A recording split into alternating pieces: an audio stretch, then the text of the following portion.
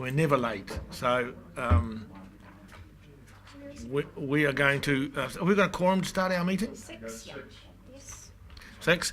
So I'd like to welcome everyone here. James, could we start our meeting? James and Tom. And we're most fortunate because Mr. Moore is away, but I spied Tania in the corner there, and she said that she would open our meeting for us. So if you would, thank you very much.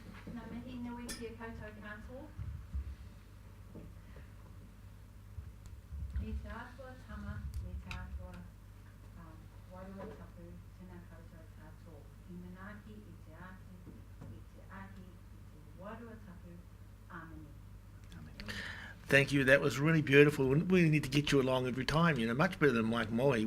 We'll sack him and have you from now on, I think. Okay. Well, thank you very much. That was really wonderful. Do we have any apologies? We have one lateness from Fenton. I think we have a lateness from Debbie as well. 2 latenesses.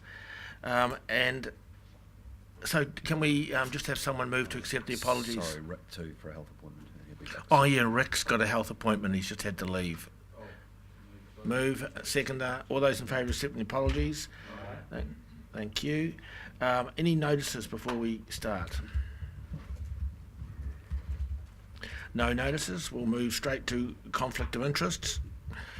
I hope you've all filled in your conflict of interest sheets that you have got. And if there's, are there any new conflicts? No. We'll move on for confirmation of the minutes. We have 2 lots of minutes I saw when I was reading them. We have the minutes from the last meeting, 28th of February. No, we confirmed those last time. Oh, did we do those? So that's why I have 2. Okay, so we have the minutes from the meeting of the 14th. I apologise for that. It's got warm in here. Jessica's got her own way. Okay. For accuracy, does anyone have any points for accuracy?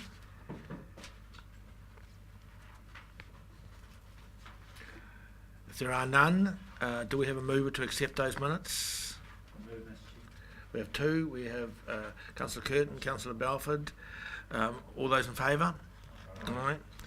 Any matters arising from those minutes? Yes, Mr. Chairman, it's noted that I was to distribute materials from the Transport and Regional Economic Development Conference I attended in Auckland, in Gisborne. I haven't received them yet, but I'll follow that through and distribute. Okay, thanks. We'll just note that. And there was one over here. Was it Tom? I would just like a clarification. There's 2 comments here that resulted from making queries about the completeness of the minutes. And so a little additional language was added in each case, and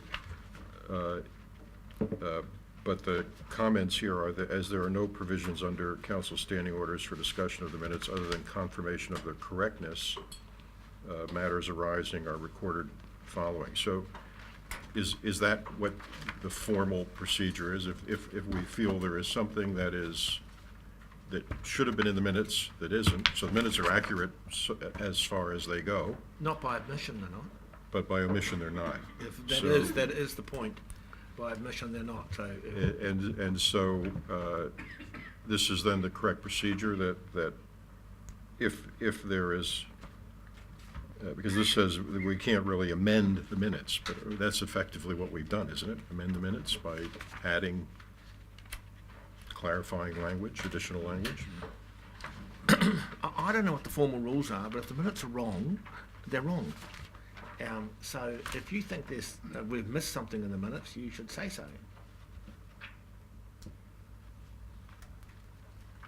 No, I'm perfectly happy with this. I just don't know what in the future, if I think there is, I wasn't sure whether I was being reprimanded here for trying to add something to the minutes. That's my question.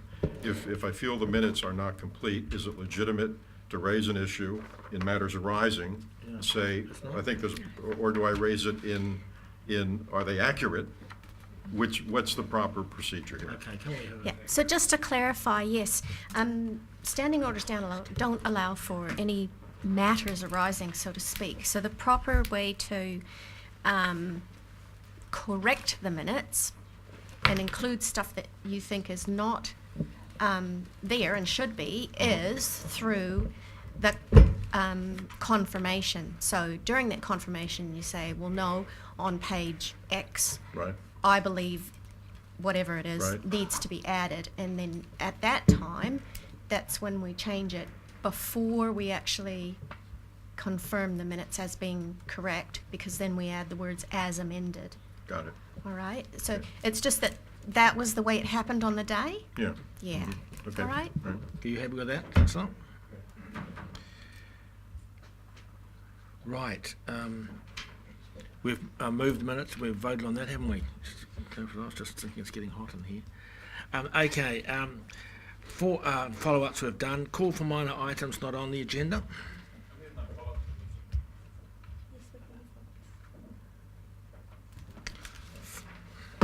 Follow-ups. Okay. Item 4, follow-ups. Yeah. Okay. Are there any the follow-ups?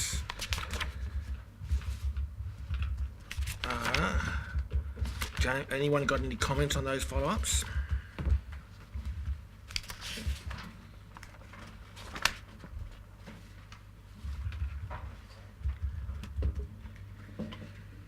So we'll just take them as read, Mr Chairman. Happy to take any questions if there are in relation to any of these.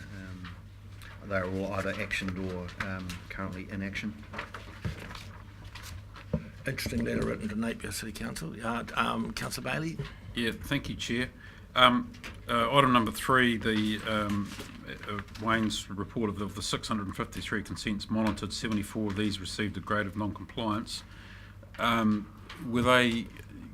Do you recall off the top of your head whether they were serious non-compliance or whether they were just that led to further action being taken, or whether they were just minor stuff?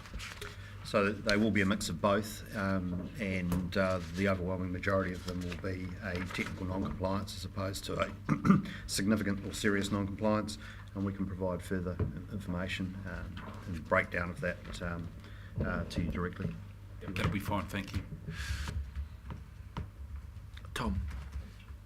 Neil, you on? On page 11, there's a reference to a Information Act request regarding on-farm water storage in Central Hawke's Bay, and I've been noticing in the weekly consent applications report we get that there seems to be now a pretty steady flow, if you forgive the expression, of folks wanting to do this, but it's unclear from what we see to what exactly is involved here. And so I would, for one, like to see what our response is to this particular request. It sounds like there might be a dozen, maybe 2 dozen of these that have accumulated at this point, and I don't know whether that involves damming of waterways, whether it involves extracting water for on-farm storage, what exactly is going on, and how we are looking at those, basically, what our sort of posture is vis-a-vis them.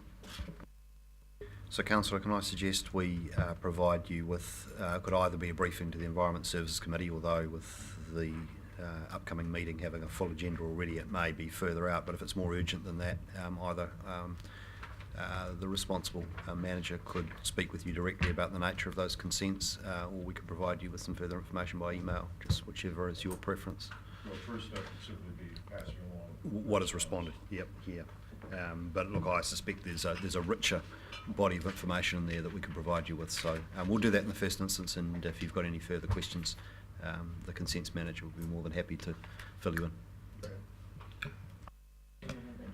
Yeah, thank you, Mr. Chair. Just in regard to the letter to the Regional Council, which is part of the suite of items. Sorry, the letter to the Napier City Council. Can the Chief Executive just advise when submissions will be heard orally, and what's the process from here in regard to the Napier City Council's proposed Plan Change 11? Unfortunately, I'm not in a position to advise you of the timing of their hearings. I'm not sure when this is going, but we'll find out and let you know. Do you know?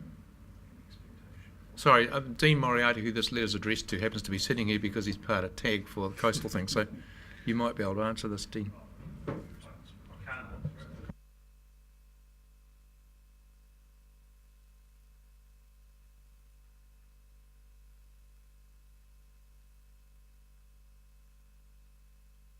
Thank you, Chair. Yeah, I'm not entirely. Just going back to the Councillor Belford's request or discussion around what was happening with the on-farm water storage down in Central Hawke's Bay. It would also be nice to include in any sort of update you do on that, James, to give us an idea of what's happening with those tranche 2 consent applications as well. No, that would be no problem. In broad terms, I can tell you now that there has been a meeting in the last week or so with all of the consent applicants for tranche 2 water, and there's an iterative process going with the group around the information that will be required to process any consents. So it's early days. There's work being commissioned, and there's an ongoing conversation with them about how this might work.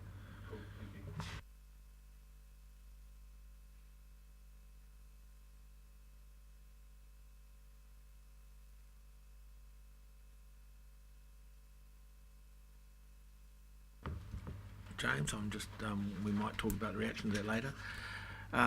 Then do I have someone to move that we accept the follow-ups, please? Paul, Tom second, all those in favour? Aye. Let's move on. Call for my items not on the agenda. That would be a first.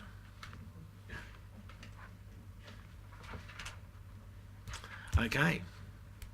Well, we will have a quick meeting. No minor items.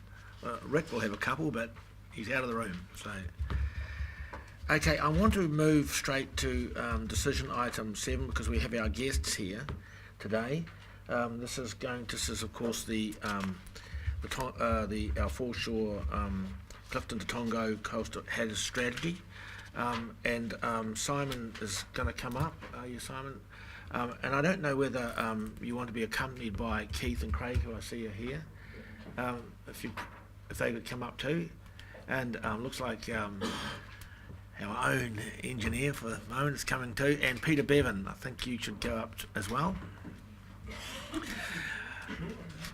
And before these gentlemen sit down and prepare, Simon prepares to give this presentation, I just want to make a comment from the chair. This has probably been the most successful committee that we have put together, and it has worked collaboratively in a very difficult project. Hastings involved, Napier's been involved, Tangata Whenua has been involved, a whole raft. Everyone who they could talk to in our community has been involved, and they've got on, they've done the job. And they actually met on Friday nights and Saturdays, and they actually missed a test match once, which was caused a bit of grumbling, but they still all went to the meeting, and they've come up with this report that is kind of universally recognised in our area as being fantastic. And not only that, it has national recognition, and people are looking and saying how well they did it, and a lot of that credit goes to the team, of course, but I just want to mention Peter Bevan because his chairmanship has been just amazing here. Well done, Peter. You've brought this team together. It's been fantastic. So with no further ado, the floor's yours. Oh, do you want to say something, Graham? He does. He missed the rugby. Yeah, thanks, Mr. Chairman, and you probably stole my thunder. I was simply going to introduce the guys and make that overarching statement around what this project's been, and particularly a 4-year journey, and specifically the last 12 months, which has been the commitment of these panels to the formulation of this particular report and the content and the detail of it. So while it's been a long project, it is certainly the culmination of the last 12 months of work that's been a significant commitment from a large range of people. So I just wanted to sort of highlight that issue. Certainly to introduce Simon as the project manager for this particular project from Mitchell Dash, and two of the representatives for the northern and southern panel being Craig Daly and Keith Newman that have opted to come and present, and that we thought it was a significant commitment for the panels to be here and present this report and talk to it because of the amount of work that's come out of the community as opposed to a more traditionally led council related project, but also acknowledging the chairman's comment that to have three councils at the table collaboratively working on this thing and achieving what we did is no mean feat, and obviously the challenges where to from here. But just to introduce that, I'd pass to Simon, who will step us through the paper, and Keith and Craig are going to provide the substance by way of presentation and commentary. Okay, thank you, Graham. Look, I'll keep my comments very brief and then hand over to Keith and Craig. Really, I guess the point of today is a gateway in this process. This is the end of stage 3 as part of a 4-stage strategy. The Joint Committee has considered this report from the panels and endorsed it. Our process now is to go back to each partner council and seek their agreement to it. We've been to Hastings last week, Regional Council today obviously, and next week it's going to Napier City. If all councils agree, we'll then move on to stage 4. In stage 4, there's a lot of quite tricky work to get into, including detailed design, consenting, agreeing how to fund these things. A lot of work still to come, but today is an important gateway in this process, I guess in terms of the context of the report and what we're asking of this council today. That's really all I'll say. I think it's been covered by other speakers, so I'll hand over to Keith and Craig now to take you through the presentation and then welcome questions at the end.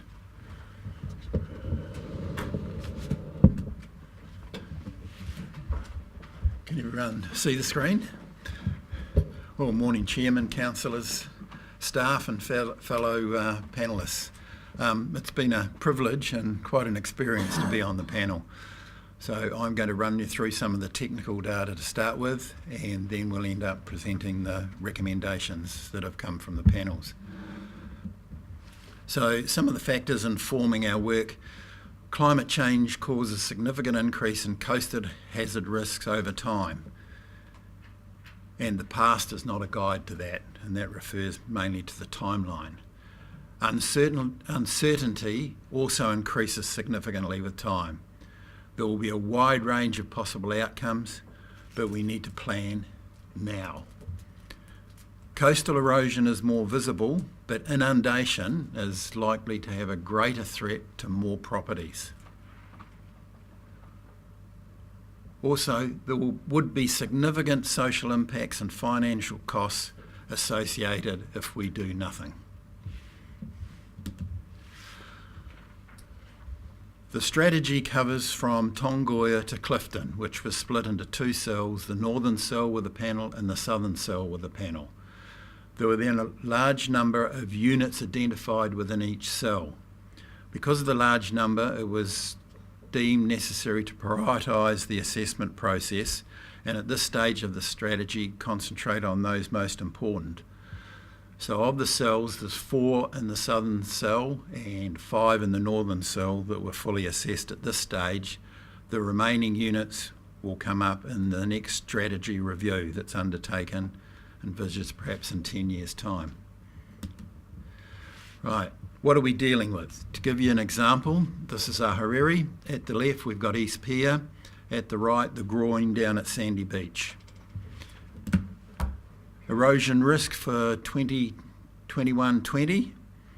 Right, East Pier Hotel is impacted, Harbour View Motel impacted, Hot Chick, Boardwalk, Spriggs Park, half of Hardings Road is impacted, and half of the properties fronting Harding Road are impacted.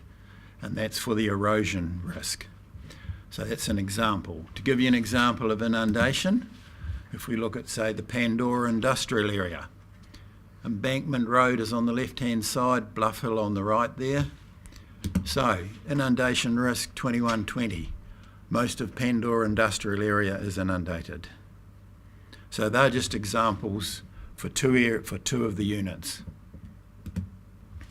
Okay, just to give you an outline on the panel process. Right, the process was independently facilitated. It involved both coastal and inland people, iwi, business and recreational interests, and the Department of Conservation. The process was transparent, objective, and because of the size of the panels, personal preferences and bias were minimised. The options that we assessed were assessed against set criteria, including the effectiveness of dealing with hazard risks, erosion, inundation, but also social, cultural and environmental impacts. Once the assessments had been done, then independent economic analysis was overlaid to help us, the panel, inform our final recommendation. An important part of the analysis was the use of pathways, a key concept, right? And the panel recommendation are a pathway for each of those prioritised units. A pathway consists of a short-term response, medium-term response, and a long-term response. And you see the time frames there. But also the pathways are adaptive for that uncertain future. Right? Firstly, the time frame for shifting between actions. In other words, short-term to medium-term to long-term. And secondly, the specifics of future actions can be adjusted in response to changing hazard risks and predetermined triggers. So it gives you the ability, say, between medium and long-term to actually shift the response that you're envisaged. To give you an example of the decision-making process, and hopefully you maybe can see all the numbers there, but this is a table that summarises the Clifton unit and pathway number 5. And that pathway was seawall in the short term, seawall in the medium term, and managed retreat in the long term. Each of those columns is a criteria that we assessed against. And this process is known as a multi-criteria decision analysis, and you'll hear the words MCDA. So each of those columns is a criteria we assessed against. First of all, how well the pathway addresses inundation, erosion, ability to adapt to changing risks, right? Risk transfer, socio-economic impacts, Maori cultural and other issues, and natural environmental impacts. Each of those criteria were then scored between 1 and 5, with 5 being one that fully addresses that criteria. However, some criteria are considered more important than others. So that criteria were given a weighting between 1 and 3, with 3 being the most important. So what happens then is that we take the score, multiply it by the weighting, come up with a weighted score, and add all those scores, and then we come up with a total score for pathway. In this case, pathway 5. In this case, it scored 70, and of all the pathways for Clifton, this was ranked number 1.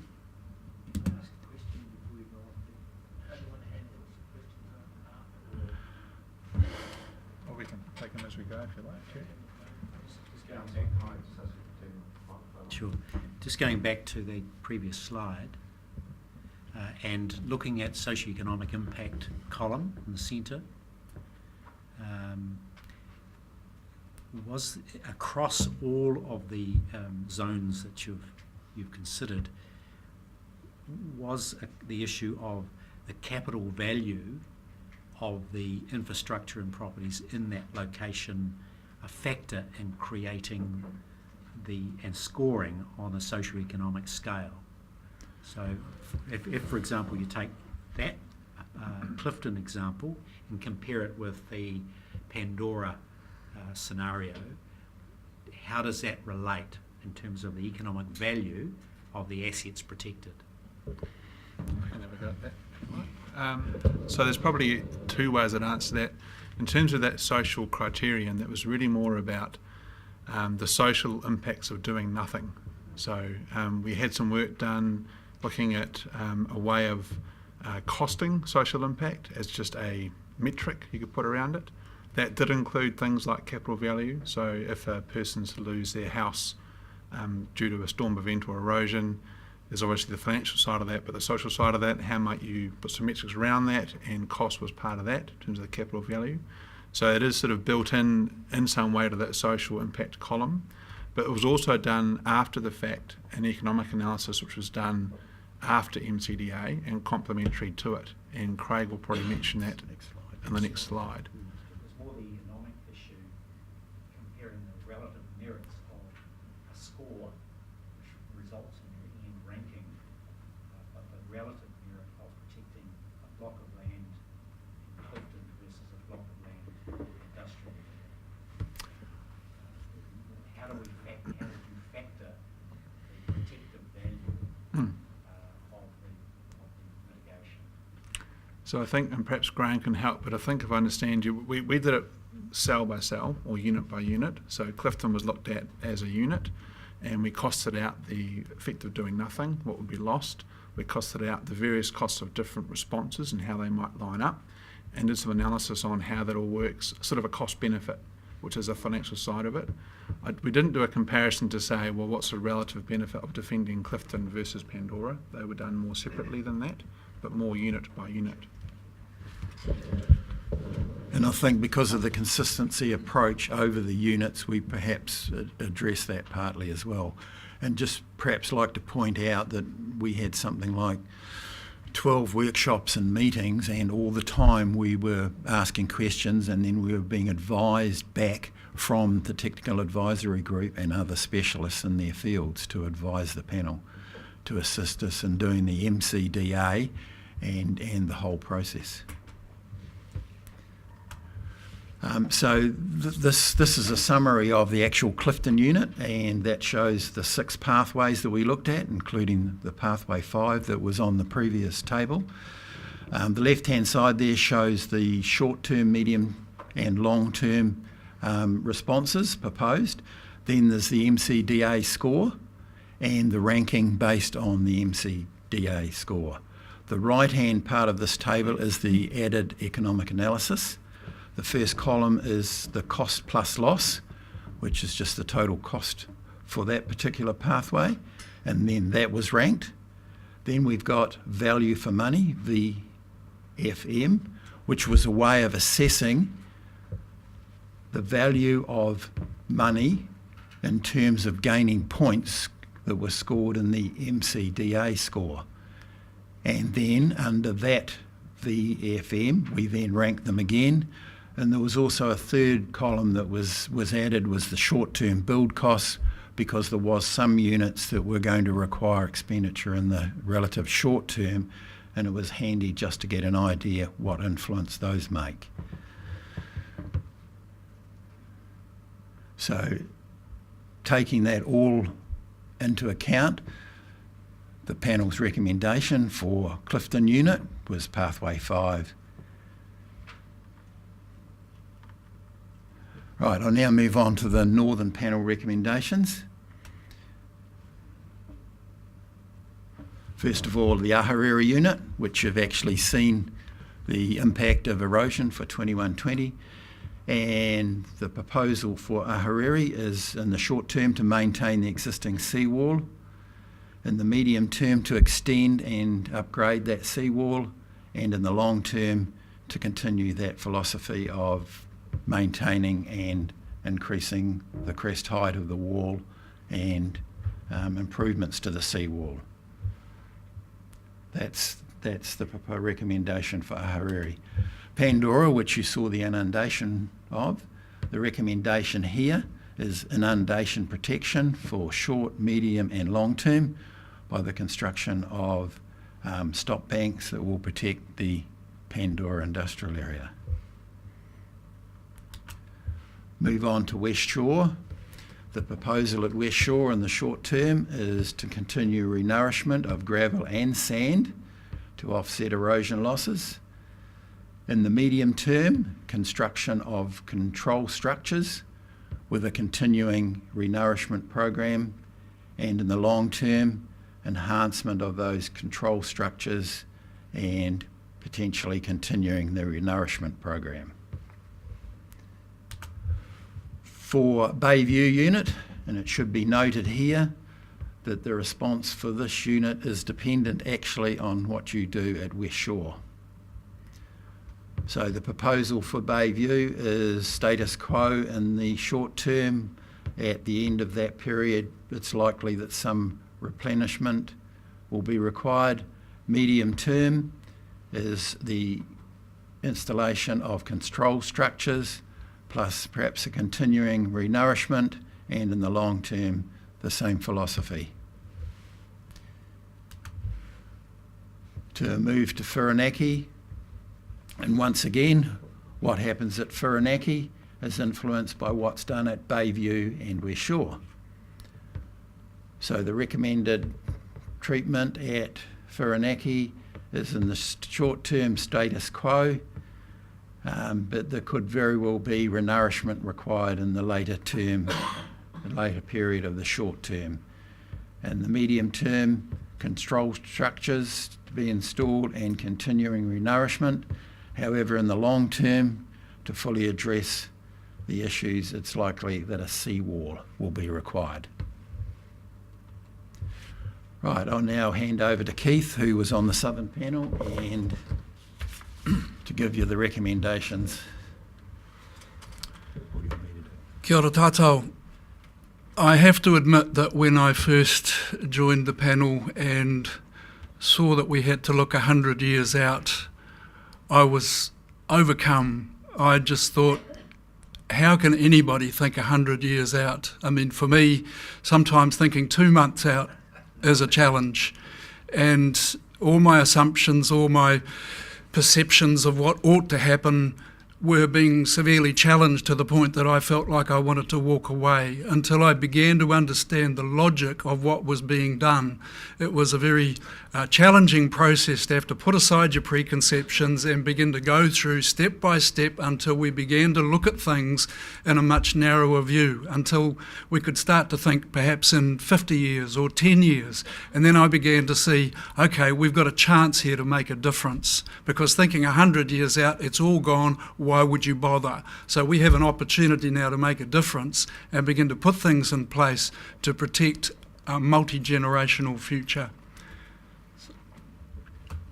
So Clifton, there's work already in train for Clifton, which is one of the most vulnerable areas that we are faced with here, and that is extending the existing seawall to protect the assets. And of course, that's the end where you head along the Cape Coast to visit the gannets, or it's a very touristy kind of spot. It's a very important ecological space, and if we don't do something, we'll not only lose the campgrounds and access, and I think it could be quite a mess there. So the intention is to extend the seawall and in the medium term to upgrade that to account for sea level rise and erosion, with a thought that to prevent northern impacts, and that's going to have to be an issue all the way along here, is what you do at one place is likely to have an impact elsewhere, is to have a groin as a toe there so that you hold any impacts for Clifton. So that's the Clifton proposal that you'll see in the recommendations. Tiawonga, again, renourishment on the beach is going to be essential. While it might not look as if something is needed now, looking forward, we will need to be considering the options for the future, and renourishment, putting groins on the beach or scraping the beach to build up a crest there will be important, with groins as an option to reduce erosion and losses of gravel on the beach during storms. And in the medium to long term, those groins, once they're put in, we may not need to put those groins in for 10 years. It may be in the 20-year period that we do that, but those groins, as in all the groins that are being considered along the coast, will need to be flexible enough to be able to be built up or lengthened as the circumstances require. Homoana. Groins have been proposed here before, but again, having gone through all the options, we see that is the preferred option, having looked through all of the potentials there to renourish, to build up that crest there, and I think there is already talk underway with the two councils working together to build up the crest all the way from the Tukituk to Cape View Corner, and to prevent overtopping of shingle coming into the lagoons there or beginning to impact the area. The Cape View Corner is probably the most vulnerable area because we've got water supply there, we've got electrical supply 2 metres away from where the sea is currently, we've got the cycle track, and mainly of course you've got the road access to the area and access to the beach. At that corner, which is the most vulnerable area, if you lose that, you lose access to Tiawanga and Clifton and all the rest of it. So that's one of the urgent areas. Groinfield, potentially from Elephant Hill down to the Tukituk River mouth. And if you look at the existing groin put in 1999, at the Tukituk River mouth, that's protected at least 600 metres of beach, built it back up, and that's the impact of a groin field, is that builds the beach back up, protects it from erosion and cut back. So that corner is probably going to require urgent work ahead of the other as a step towards building the groin field. After that point, and if things don't pan out the way that we plan them to, then managed retreat has to be on the table, because it's ridiculous to think that we can continue to hold things back if the groins don't do the job. But at least we've got to make it an effort, I believe, and maybe 50 to 100 years some of us will have to be moving from out there. Clive, pretty much the status quo is the situation at the moment, because there's a lot of work already being done there. There are groins there that are working, and this is a particularly important area because that's where all our effluent goes. So we don't want that being broken up and sent out to the sea any more than it already is. We need to protect that area, and I'm quite impressed with some of the work that's already been done there to build up a rock revetment and to actually make that a very attractive area. There's additional thoughts that some crest build-up and beach management be required at Clive in the short term as well. And in the long term, we may well have to consider retreat the line. What that looks like, some of the work groups that happen in stage 4 would get to look at that in more detail. So if it's all right, I'd just like to address some of these issues with some of, to summarise some of these thoughts. I'd certainly like to thank Hawke's Bay Regional Council for your support, your investment, your faith in this groundbreaking community-led process that's enabled us to get this far. We're encouraged that the Council has taken such a strong role in allowing Peter Bevan to chair all of these meetings and investing in and backing this process through the involvement of your staff and consultants. We're further heartened that your double-digit rate rise potentially includes funding the Coastal Hazards Joint Committee for the next 3 years to progress detailed design and costings for priority areas. Of course, we're hopeful that action will be taken well within that time frame. As your Chief Executive, James Palmer, said in the introduction to your long-term plans, there is no time to lose in addressing these issues. The eyes of the nation are on us, including other regional and city councils and central government. How we respond to this opportunity to protect and value our coastal edge will say a lot about us as a region. Stage 4's action time, where we get to look more closely at recommendations for each cell and how to develop those into something fit for purpose. The key term adaptable leaves plenty of scope for adjustment and refinements to deliver solutions that are affordable and innovative. So protection's not an ugly intrusion, but a functional and attractive enhancement that works in with existing coastal plans. To get stage 4 across the line, each council will need to show leadership, acting as if this is something they really want to see happening rather than ticking the boxes and walking away if things get too hard. Selective readings of the Resource Management Act and national and regional coastal policy statements, quoting all the reasons why we shouldn't proceed, will erode this next stage before it even gets started. Protecting vulnerable areas from inundation and erosion is not only about private property, it's about public reserves and infrastructure, roading access, cycle tracks, access to water, power, tourism impacts, and an investment in the future look, feel and well-being of our coastal communities. Protecting our coast is a public good issue impacting all of Hawke's Bay across multiple generations. It will be costly, and we need to get the funding model right so affected homeowners and businesses aren't rated off their properties. Not addressing coastal erosion and inundation, particularly in those areas deemed at risk or urgent, will have its own social and infrastructural consequences. And imagining that managed retreat will let us off lightly doesn't stack up as anything but a last resort. Retreat will, in most cases, involve councils and communities in costs that are high or higher than protection. So how do we move forward?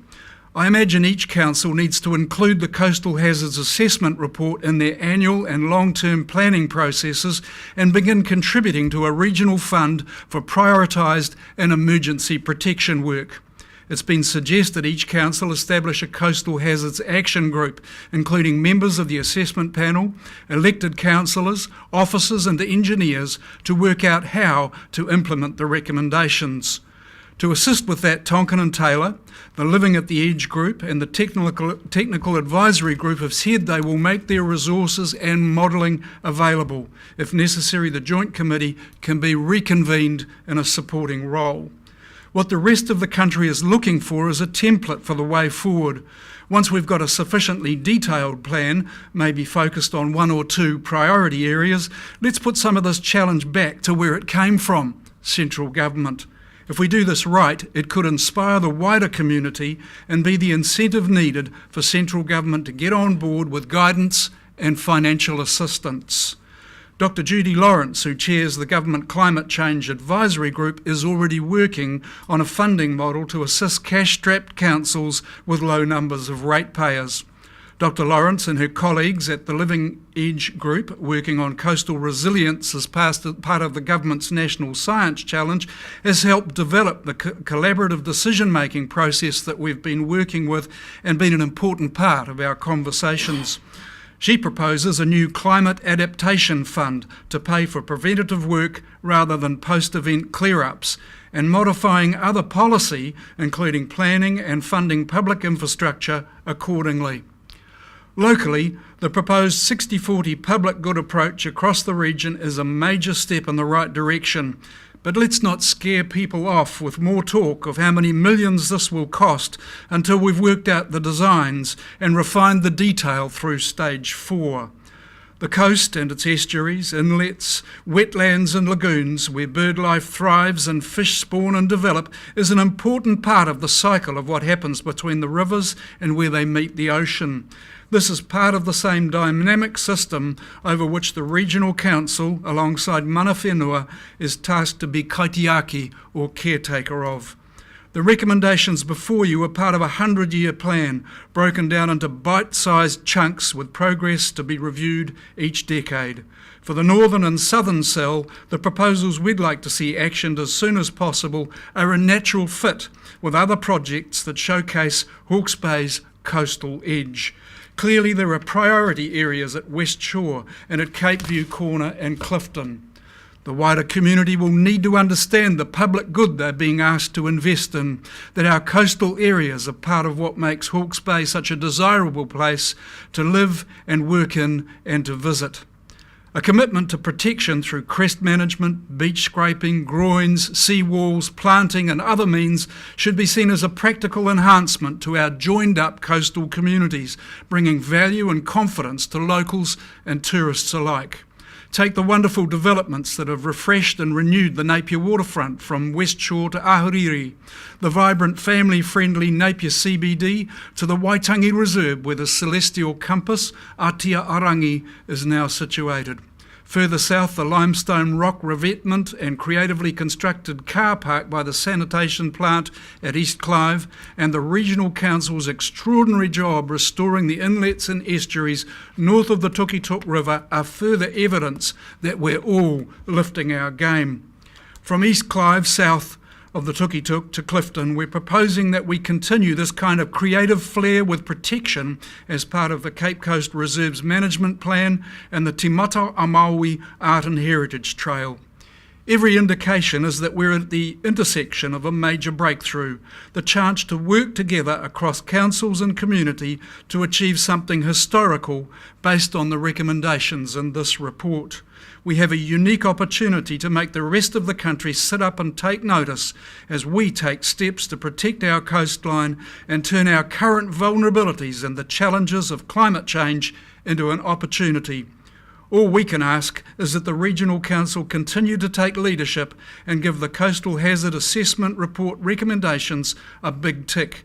That way we can all move on with Stage 4, which alongside the beautification, river revitalising, ecological enhancement, reserves management and cultural developments should be seen as another way to give Hawke's Bay an edge. Thank you. Thank you very much for that dissertation. Do we have questions? I've got one question. I'm not sure how groin works. Can someone explain that to me?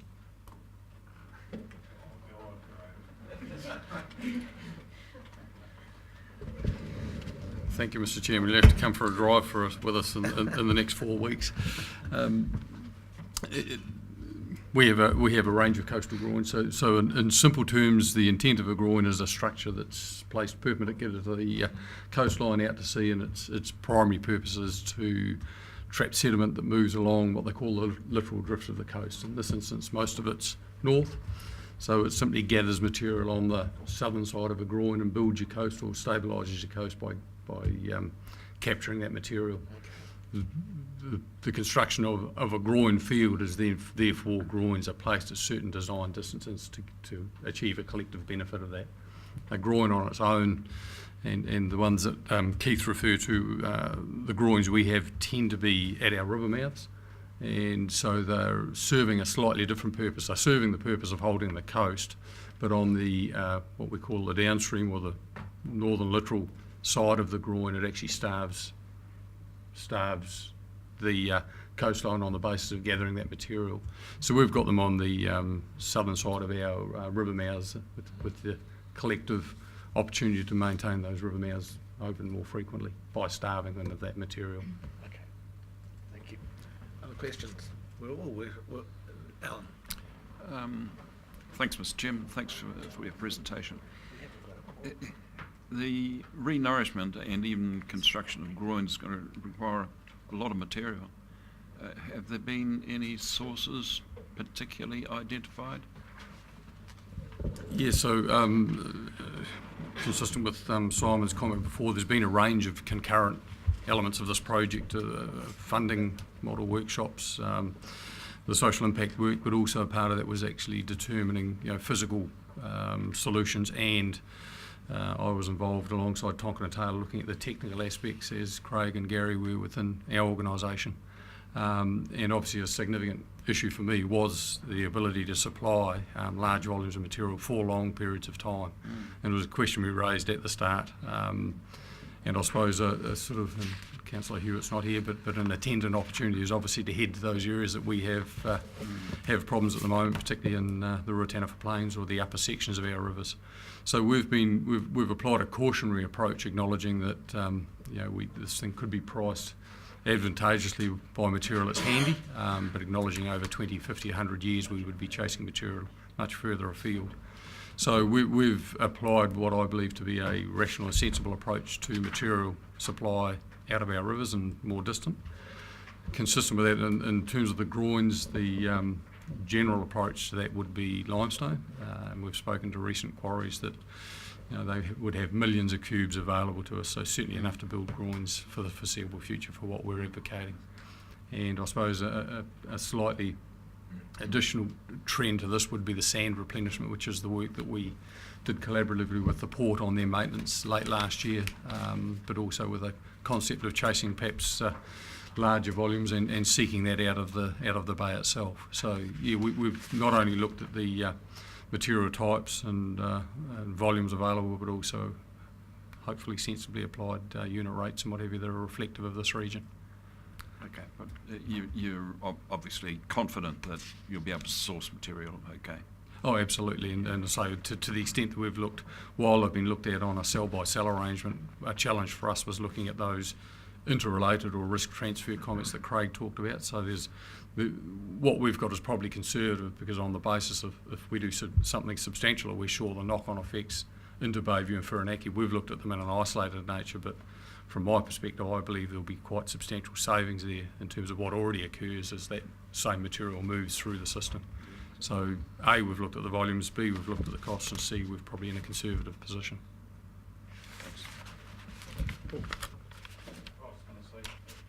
Can I say, Chair, I'm ready to move the recommendations if we've read them. Another question? Yeah, yes, if I can, Mr. Chair. My question, I think probably Simon might be the best to address this. I'm really wanting to understand the methodology that the panel in the cells were then able to make a judgment about the respective, if you like, action. So if, for example, I take Clifton, which was used in the example, the recommendation is for pathway 5, which is seawall, managed retreat. And then that comes at a dollar value remediation amount. But am I to, and if I, for example, compare it to, say, Pandora, so inundation of the industrial zone, am I correct in assuming that the capital and economic value of those two respective zones shared equal value when you came to determine the score, which then determined the pathway which was chosen? I guess I'd answer that they were each valued independently. So the value of Pandora obviously is very high with all that industrial land in there. And I think the interesting thing for me, what played out, is when we did the MCDA process, which was excluding cost, and it came up with the order of preference for each pathway. In the north, what happened when we overlaid the economics, the results changed quite a bit. And the reason for that is that the value of the assets involved was so much greater than the south. So in the south, MCDA economics pretty much lined up pretty well. In the north, we ended up changing a few pathways in response to economics. So for example, at West Shore, we had a reasonably early retreat scenario under strictly MCDA. When you overlay the costs of that, it became apparent that wasn't the overall the best approach for that site. So it was changed quite a bit in response to the economics. So I'm not sure I've answered your question fully, other than to say that each site was fully valued in terms of its capital value, assets at risk, to help inform the final decision. In some cases, that economic analysis changed the result quite markedly. Yeah, just if I could, Mr. Chair, because when I look at the subsequent cost table, I'm seeing, if I can take you to on the page 20 of the staff report, we've got. I'm looking at. I'm only looking at that short-term 0 to 20 year time frame. We've got a total on the minimum of 35 million up to 80 million in total. That's across all the cells. But then within the cells, you've got West Shore, for example, 10.4 million minimum spend. You've got Clifton, 3.8 million. You've got Ahuriri, 193,000, Pandora, 1.5 million. So I'm just trying to get a sense as to, unfortunately, we won't have to make that decision, it'll be the territorial authority, as to which of those they choose to fund based on purely the dollar value, as opposed to the priority set by the panel and this paper. Oh, Graham's offered to have a go at that, so I'll happily pass the mic. No, in fact, one element that may help just to assist in terms of the total dollar value is in the short-term category is that, and it's part of this whole of life analysis, is that, for example, at West Shore, where we're looking at a significant renourishment process, there are large volumes of material needed up front to actually replace what is a significant deficit. So there's some big costs up front in West Shore, for example, to start a process that is fairly natural and therefore cheaper in the long haul. So if you look at it over a long period, the costs relatively balance out, versus if we build a seawall at Clifton, it's still a significant capital cost, but it's a one-off capital cost, and it's there and it's finished. So there's actually, you're trying to compare sort of apples and oranges a little bit in terms of the response scenario, first and foremost, and the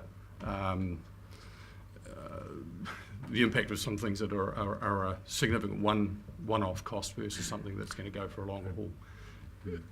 With a further complication, that there's a big injection up front, for example, in West Shore, which is the explanation of the 14 million or 10 million by comparison. So it's a little bit difficult to look at it as sort of an isolated comparison. That's very useful. Thank you. That's great. To continue on that path, isn't it true that basically what this is, the next step in this process is basically to not only vet this more carefully or in more detail, but also it'll return to now a set of 3 councils that'll have to look at this and weigh those priorities and decide, okay, here are the 3 that are most urgently needed in terms of funding, and there will be a funding mechanism that presumably we will agree to with our 2 territorial partners as to how to make that decision and how to spread that cost. So that's really our job. They've done what they can to identify here are the most effective mitigation options available to us. Here's ballpark what we think those will cost. You guys now have to weigh up how you would want to tackle that against what priorities. It was not tried. You gave the question with the question. Yeah. Was Chair, yeah. And Chair, if I could just add another element to that, which is really also a response to the questions that, or the line of questioning that Council Curtin is on, and that is the whole business of triggers. So that's work that hasn't yet been done. So at some point in the near future, what we're going to have to try and do is to reconvene the panels to consider what are the triggers that might cause us to move to the first part of the pathway or from the first to the second path. And there are a whole bunch of triggers that you can think of that might cause that to happen. For instance, the insurance companies withdraw their insurance for an area, as one example. Or you get 3 inundation events in a 12-month period, might be a trigger for taking an action. So the priorities are probably going to be determined by physical events as opposed to sheer cost. Paul, do you want to move before you move? You're moving, or you want to come to the question now? Councillor Bevan's just answered my. So before we have a mover, and I will second. But before we proceed, that Peter, do you want to have Keith wound up really nicely for him, brilliantly? But do you want to make a final statement as the chair of this committee? Well, perhaps just a couple of comments, Chair, and thanks for the opportunity. It's pretty hard to follow Keith. He's very passionate about this and has been for some time. But I'd like to, as well as Craig and Keith are up here, I'd like to also acknowledge a number of other members of the panel who have taken the time and trouble to come along to this council meeting to support the work that's been done and that they've been involved in for such a long period of time. And just to state that it's really important that this is a bottom-up process. So it's not the council saying, this is our solution to a problem. This is the communities coming to us and say, we've thought about this, you've given us the information, you've supported us with technical data and so forth, and this is our response, having used a whole lot of evaluation criteria to come up with a pathway that we think actually delivers best for our communities in terms of giving us resilience both in the short and the long term.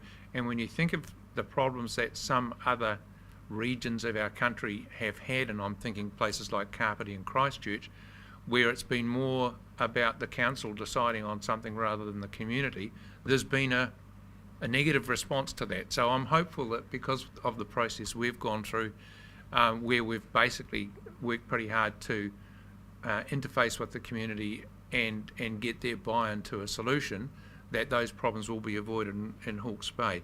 And just one other comment while I have the floor, Chair, and that's in relation to uncertainty, which has been mentioned several times in passing. We don't know how fast sea level rise is going to happen. We don't know how big the storms are going to be. But when you consider some of the data on climate change that scientists are giving us, for instance, that a 30 centimetre sea level rise and the accompanied global warming turns a 100-year storm event into an annual event, and that a 40 centimetre sea level rise turns that 1 in 100-year event into a monthly event, you realise the scale of the problem that we face here. And in fact, the Prime Minister is on record as saying that climate change is the single biggest problem that this country faces. So it's very pleasing to have been part of a process with a proactive council, or 3 proactive councils, that have looked to address these issues reasonably quickly and perhaps set a benchmark for other councils to follow. Yeah, thank you, Chair. It's interesting that the rest of the country has sort of got their eyes on us as to what's happened in this particular process, because I'm a huge fan of community involvement in decision-making processes, and I think this has been an exemplary example of how that all can happen, and also about how our councils can actually work together when we need to, which has been really heartening as well. As for the panels themselves, I was fascinated coming along as an observer to see how this all worked, because I know that there's a couple of other community-led decision-making processes that I've been observed, which have turned into a bit of a mess. But in this one, the panel members were all engaged. You could tell that because the attendance was pretty much spot on every meeting. They'd come along, they'd have all the papers that they'd been given to go through and research, and you could see they had tabs all through them, so they'd obviously gone through and done all the reading. They asked probing questions of the experts and staff that were around the table, and having the staff and experts respond to those in a timely fashion and in a professional manner was just so cool to see. So I was really impressed with the engagement from the panels, because they were community led and people from our community, and really excited about that. And like to thank them for all that time and effort that they put into it. It was just brilliant. Really interesting to see how the multi-criteria decision analysis process all worked. I think in the end, the thing that fascinated me about that was that what came out at the end was it was pretty much consensus around the preferred pathways for all the different cells, which kind of again was a good indication to me that the panel members were all really engaged in what was going on. So for everyone to agree was most impressive. So look, I'm willing to I'm pleased to move the acceptance of the recommendations. And especially the recommendations from both the cells, the northern and southern cell, because at the end of the day, these guys have done a hang of a lot of work. They've done that, and they've made their recommendations based on all the information they had, and I'm willing to accept that. Thank you. As a seconder, I just want to. It's all been said. I just want to say, well done, absolutely brilliant job. Are there any other speakers? Tom? I was the council observer for the southern panel, and at the risk of piling on, I do want to pile on. I mean, we can't heap enough kudos to this whole process. The dedication of the community members who were inundated with technical information, who did the homework to absorb that information, and then to come to Friday night meetings and arrive at consensus recommendations around all that information. It was pretty remarkable achievement, and I think one part of this that hasn't been noted, and to me, I have pretty acute antenna as to being steered places by staffs and consultants and so forth. I'm kind of resistant to it. And so as I sat there through, and I think I was at every one of the meetings of the Southern panel, that's something that I was watching, listening for.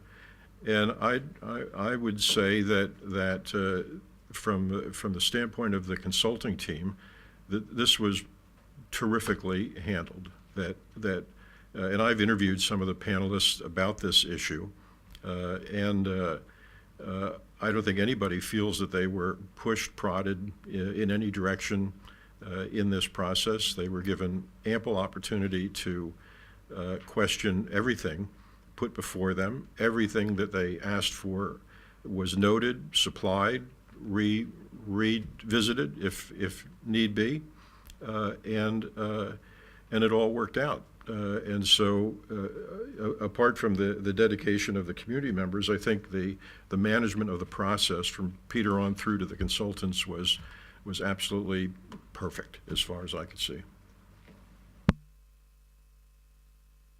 Yeah, I do, Mr. Chair, and I don't want to rain on the parade in any sense whatsoever. And I was wondering what you're doing. If we want to build a dam, can we get you together to do that? But I won't say that.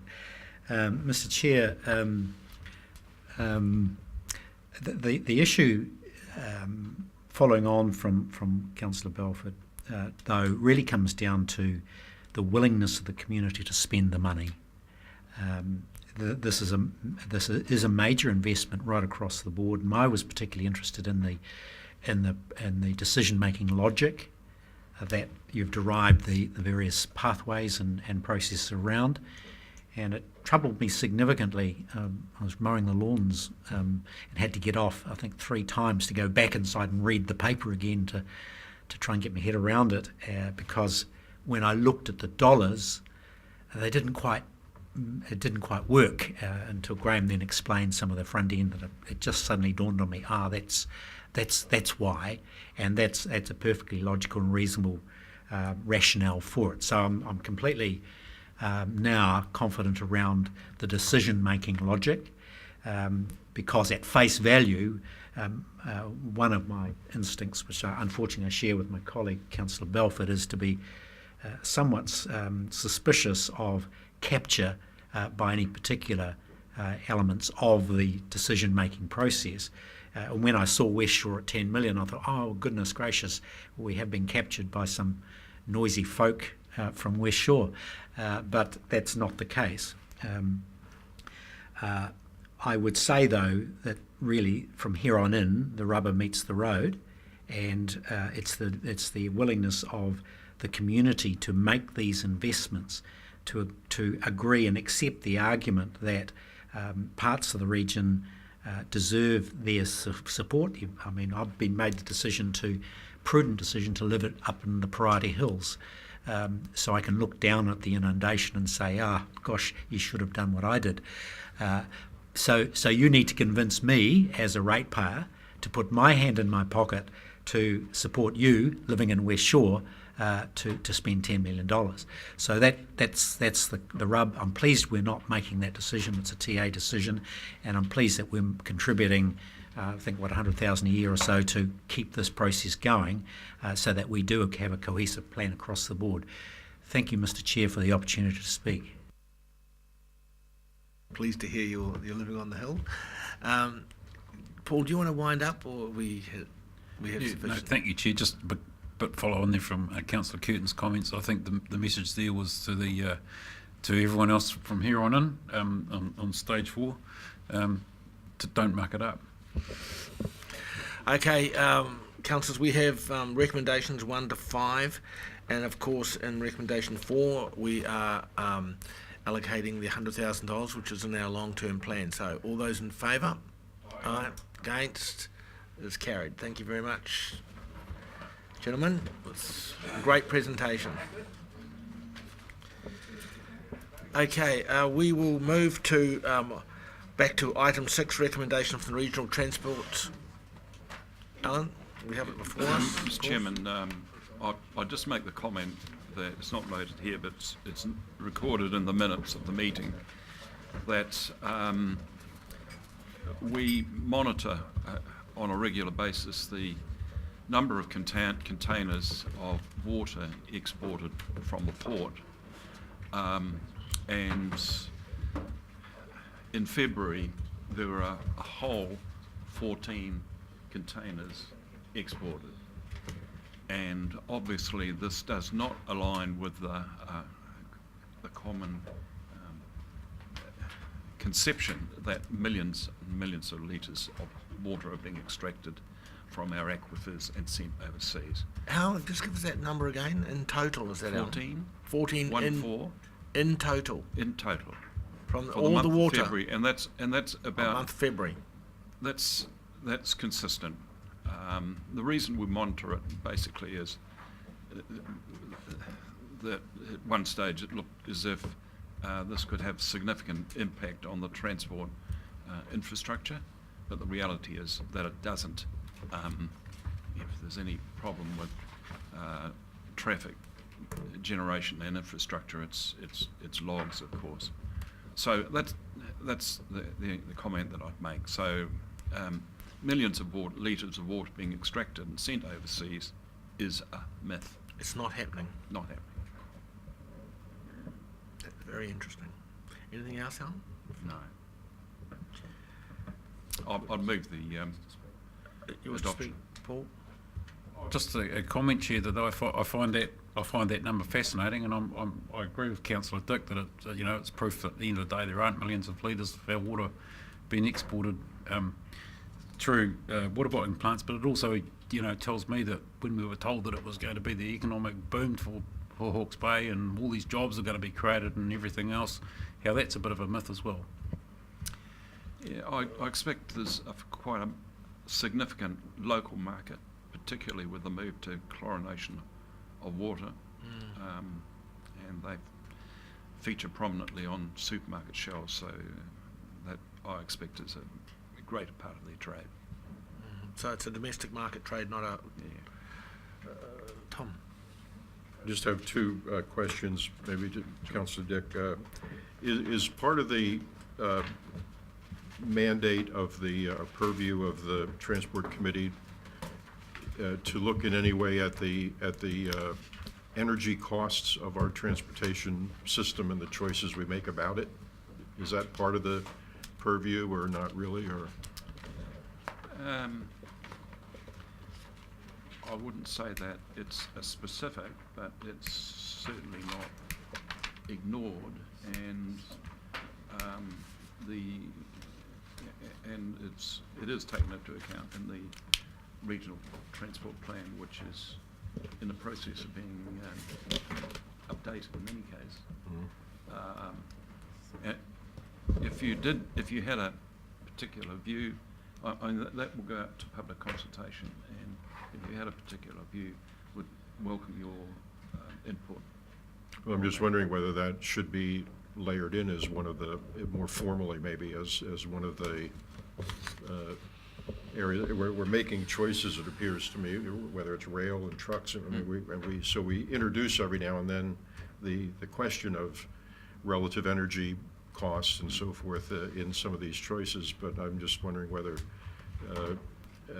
I've been engaging with the staff otherwise in terms of how to move our thinking on energy planning in general, and is this one of the places where that should be more prominently featured? Well, I think that's a good suggestion. We'll follow through on it.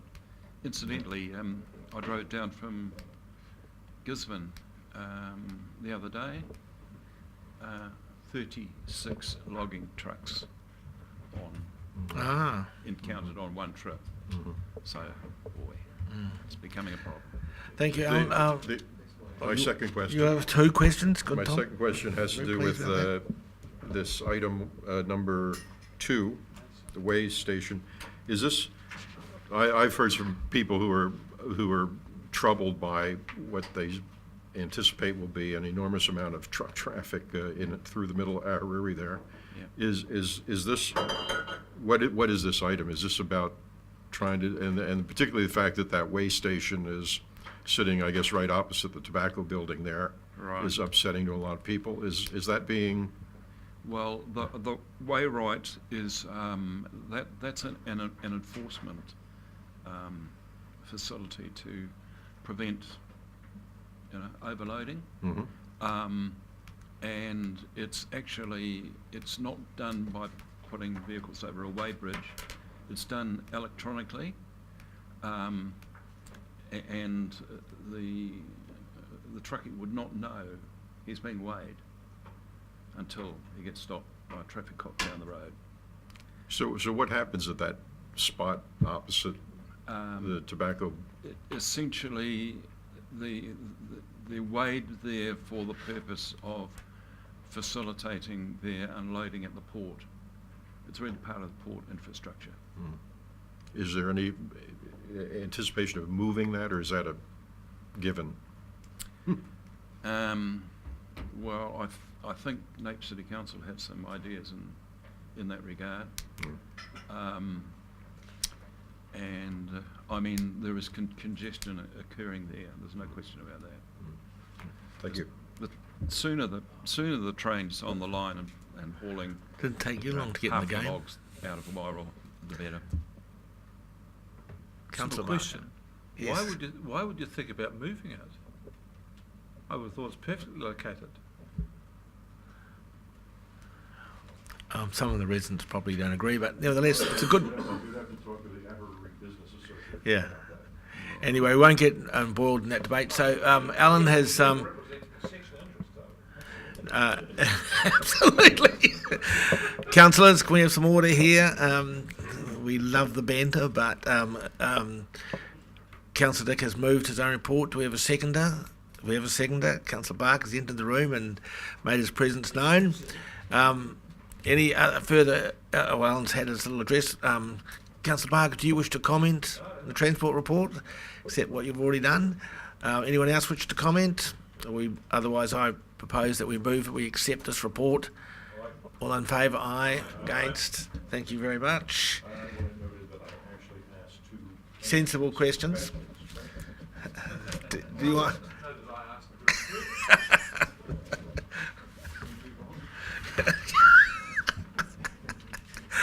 Okay, right. We are now moving to the next item, which is corporate services. I'm just going to have one thing, let's go back to mine. For me to comment? Yes, I do. Well, very briefly, Mr. Chair, you'll note the substantive items or significant items will be addressed in two subsequent papers today. That is the letter of expectation to HBRIC at 8.3 and the capital structure review report 8.4. Obviously, we'll have plenty to say about that at the time.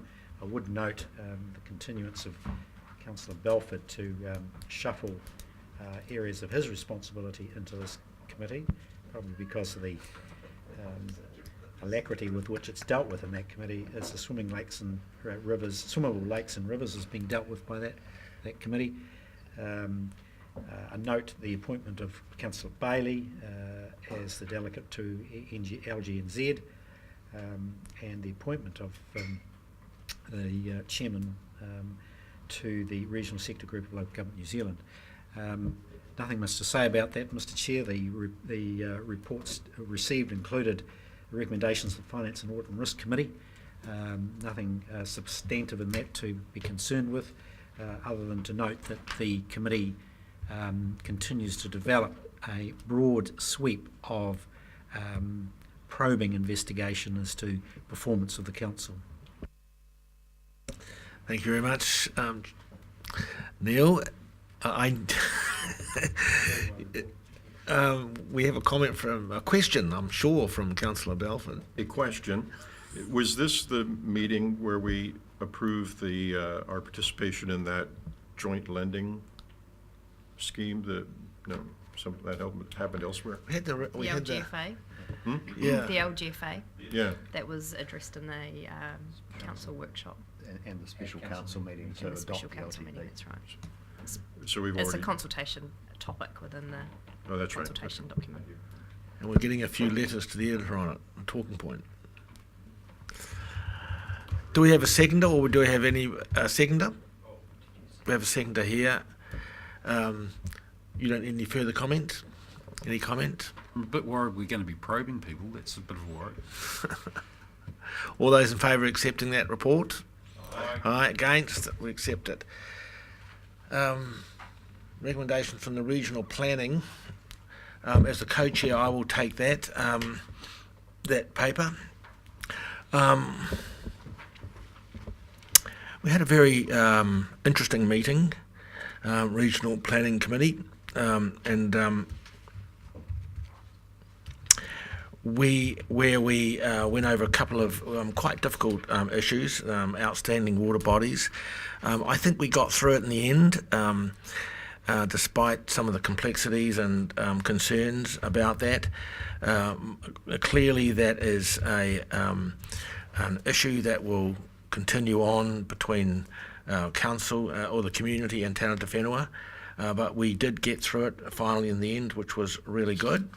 The other, we had reports on oil and gas. We heard from two sector groups on either end of the spectrum on oil and gas, which was very good. And we had a discussion on the pathways to tank. Are there any questions? Yes, Mr. Chair. Mr. Chair, can I just ask, because I didn't have the benefit of the minutes of the RPC meeting, it was my recollection that under reports received at 7.3, that in fact there was an action item as a part of that report. Councillor, you're quite correct. There was a resolution, Mrs. Hooper's got some wording for that, which she was about to put up on the screen, as I understand it. So, yes, it was resolved, and it just wasn't recorded in the paperwork that came out to council. So, our apologies for that.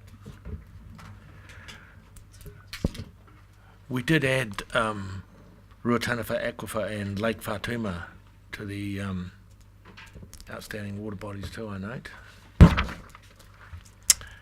Any other questions? Was that done at the meeting? Yeah, it was. You would have watched it on the video. Yeah. So I circulated that to everybody. Everybody's got a copy.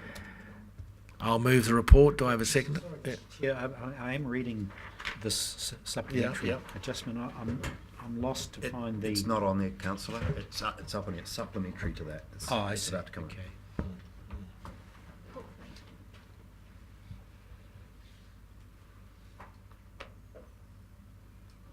Oh, yes. That's great. Okay. That goes up. Sorry, councillor. I know that's close, dear to your heart. Okay. Move the report. Do I have a seconder? No, you can't. I'll second it. Neil had his hand up first, so Neil seconds it. Is there any other comment? All those in favour of receiving that report? Aye. Against? We will receive the regional planning report. Item 10,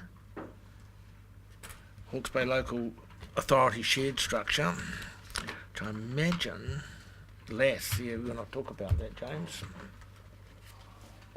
So, Chairman, councillors will be familiar with the Hawke's Bay LAS initiative, which was initiated back in 2012 in response to concerns around the efficiency of 5 councils operating in the region and the desire to find opportunities to find efficiencies by providing more collective shared services in areas of common interest. Work has been undertaken under the Hawke's Bay LAS model, particularly in the areas of IT, and there are a range of shared services going on right now in the IT space, and a visible representation of that, for example, is that the websites for all 5 councils is hosted by the Napier City Council, and there is only effectively one back office for the web presence of all Hawke's Bay councils. In more recent times, as the chief executives of the 5 councils have redoubled their efforts to identify opportunities for shared services, what has become apparent has been that there is a limit to the number of services that can effectively be provided in a shared manner. And there is ongoing procurement work done collectively, and audit's a good example of that, where we are procuring those services collectively and getting cost reductions. But in terms of further shared services, increasingly the opportunities that have been identified by our staff are actually around getting better outcomes through aligned activity and more collective activity in various areas. So we've identified as a CEO's group the limited ongoing value of having a company structure to provide shared services, and therefore the lack of value, I guess, that we're getting in return for the costs of running that company structure. But we do recognise that there is an ongoing benefit in the 5 councils collaborating around our services and activities to find opportunities to improve the level of service we provide to the community and to be more effective, I guess, in what we deliver. I think civil defence is a good example of where we do collaborate. There is a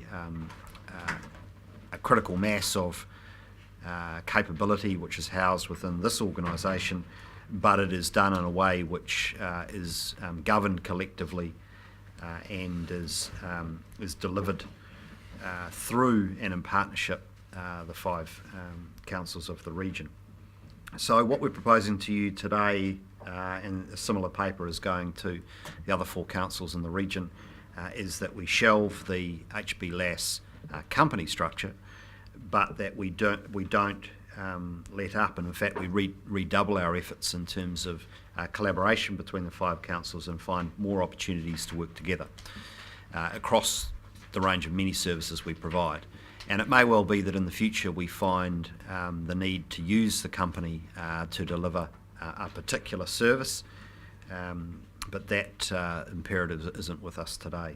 And at such point in time we could take the company structure back off the shelf and reinitiate it. But this will reduce some costs in the meantime, and as I say, we'll be focusing on the collaboration between the councils going forward. Pretty simple. Any questions? Rick? And then Peter? You happy to know? We've got a question first, Peter. Yeah, so could you explain, James, if we adopt the recommendations, the company lies dormant, why is it continuing to employ and pay a chairman and a collaborator? So look, the collaborator in the first instance is an independent facilitator to facilitate the meetings and the different work programs between the 5 councils. Whether or not we continue with that beyond the very short term is on the table for discussion at the moment. The contract for the collaborator is coming to an end, so that's something that the regional chief executives discussed on Friday, and we also discussed the ongoing role of the independent chair. There has been historically value in having independent chairing and facilitation, given that you do often have strong interests, if you like, between 5 councils. And the conversation we're having is whether we could just do that amongst ourselves and perhaps rotate the role. So that is a live discussion at the moment. We're very mindful of the ongoing costs incurred here, and we're just not at a point of recommending to you today that those functions definitively come to an end, but it's very much on the table for discussion right now. I might just pass the comment. I'd be very happy to be paid to be chairman of a dormant company, because that's what you're asking us to do here. So to be quite clear, the chairman here will be continuing to chair the CEO forum, and the forum is also going to be having a more intensive dialogue with the regional mayors and chairs, which is something which was discussed last week, and I understand that the mayors and chair have also had a conversation in the last week about a more intensive level of engagement with the 5 CEOs. So I think this is really a post-amalgamation debate position we're getting to, which is, I guess, some of the tensions and the anxieties around the amalgamation proposals now dissipated into the background, and we've got strong and committed leadership by the four mayors and the chairman of the regional council to working together. They're operating very effectively as a group, and they're now asking the CEOs, who also operate quite effectively as a group, to come together with them. So as a team, I guess we work more intensively than we have hitherto. Question, therefore, is do we need an independent chair of that process or not? And that's what's on the table now. What I'm actually hearing is that the chair has an added function. Correct. It's not time to comment on these things, but I saw that too. We don't need independent chairs to do any of this. So, let's just get real here. Neil. Yeah, thank you, Mr. Chair. And it's really on the Chief Executive's last comment that I want to raise this issue, and that's around the future outputs and accountability and outcomes that are achieved by the Chief Executive's group. I'd like to see it. I would like to see it transparent, and I'd like to see real value for money identified by this group of fine gentlemen getting together. A lady joins them now, I understand. It'll improve the demeanour. I'm not wanting to see clarity, transparency and real value for money in doing so. And that's something that was promised under the HB Lass scenario, but we need to see it here. So the question is, what is proposed so that the public can see this and see value for money? So towards the end of last year, we produced a report which detailed all of the shared services and collaborative activities we were doing as a council.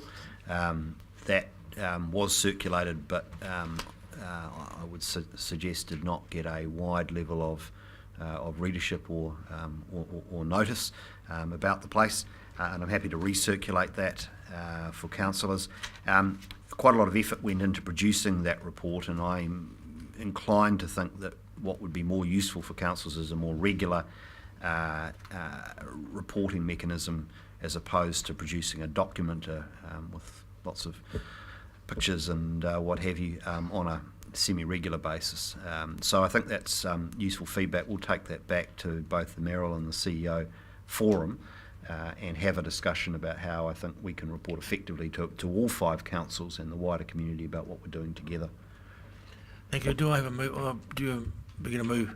Yes, you move. Thank you, Councillor. I appreciate that. I'd like to move recommendations 1 to 7 and the new 8. Yep. What's the new 8? New 8, and that the Chief Executive report on improving the communications to councillors of the CE's forum and the Chair of CE's forum. Do we have a seconder for that addition? Yep.